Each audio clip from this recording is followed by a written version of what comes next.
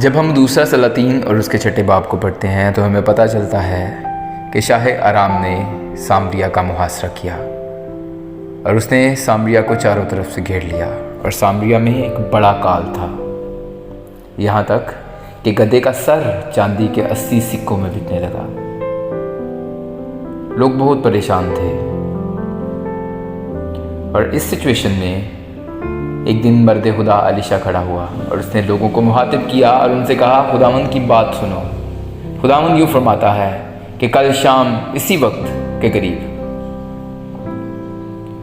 सामरिया के फाटक पर एक मिसकाल में एक पैमाना मैदा और एक ही मिसकाल में 2 पैमाने जौ बिकेगा। अब ये बातें बहुत सारे लोगों ने सुनी। उनमें से एक बादशाह का सरदार था और ये वो सरदार था जिसके हाथ पर बादशाह तकिया करता था, जिसकी बादशाह मानता था।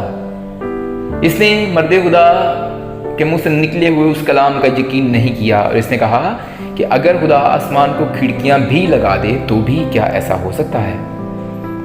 मर्द खुदा अलीशा ने उससे कहा, तू ये सब कुछ अपनी आंखों से देखेगा लेकिन तू इसमें से कुछ भी खाने ना पाएगा। वहीं सुन रहे लोगों में से 4 कोढ़ी थे,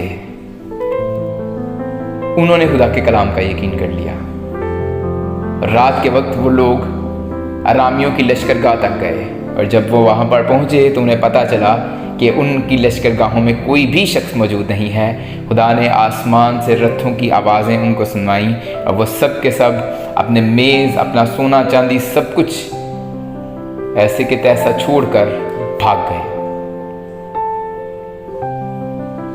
कोढ़ी गए पहले हैमा में, वहाँ से उन्होंने खाना खाया, सोना चांदी लिया, जाकर छुपा दिया। दूसरे हैमा में भी गए, वहाँ से भी सोना चांदी लिया और जाकर छुपा दिया। और फिर उन्होंने ये बात बादशाह तक पहुँचाई और बादशाह ने सबको कहा कि जाओ और उनके हैमा, उनकी लश्करगाह को लूट लो। कोढ़ियों ने खुदा के कलाम का यकीन किया है लेकिन बादशाह के सरदार ने यकीन नहीं किया। अब वही सरदार जिसके हाथ पर बादशाह तकिया करता था, बादशाह ने उसकी ड्यूटी लगाई सामरिया के फाटक पर और कहा कि तेरी यहाँ पर ड्यूटी है। और लिखा जब वो लोग आए तो वो लोगों के पाँव के नीचे दबकर मर गया। उसने सब कुछ अपनी आंखों से देखा लेकिन कुछ भी उसमें से खाने नहीं पाया। एक वजह थी कि उसने खुदा के कलाम का यकीन नहीं किया था। लेकिन दूसरी तरफ वो कोढ़ी हैं जिन्होंने खुदा के कलाम का यकीन किया और वो सबसे पहले उस बरकत में शरीक हुए। अपनी ज़िंदगी पर ज़रा गौर कीजिए, क्या हम खुदा के कलाम का यकीन करते हैं? जो कुछ उसमें लिखा है, उसमें लिखा मैं तेरा शाफी हूँ, उसमें लिखा उसके मार खाने से हमने शिफा पाई है।